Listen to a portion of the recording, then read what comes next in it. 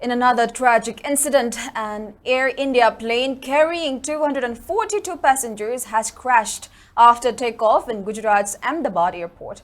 As per an Air India statement, the flight was taking off from Ahmedabad to Gatwick, London at the time of the crash. Among the 242 passengers, 169 are Indian nationals, 53 are British nationals, 1 Canadian national and 7 Portuguese nationals. As per Directorate General of Civil Aviation (DGCA), the aircraft was under the command of Captain Sumit Sabharwal with First Officer Clive Kunder. As per ATC, the flight gave a mayday call to ATC, but thereafter no response was given by the aircraft to the calls made by ATC. Aircraft immediately after departure from runway 23 fell on the ground outside the airport perimeter.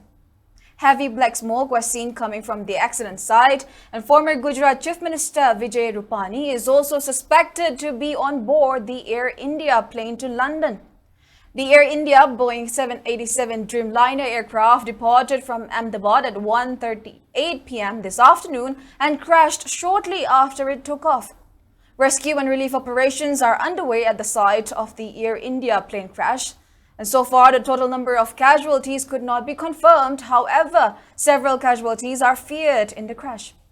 Meanwhile, Prime Minister Narendra Modi has reportedly spoken to both Civil Aviation Minister Ram Mohan Naidu and Home Minister Amit Shah and asked them to go to Ahmedabad and ensure all possible assistance is provided to the affected persons.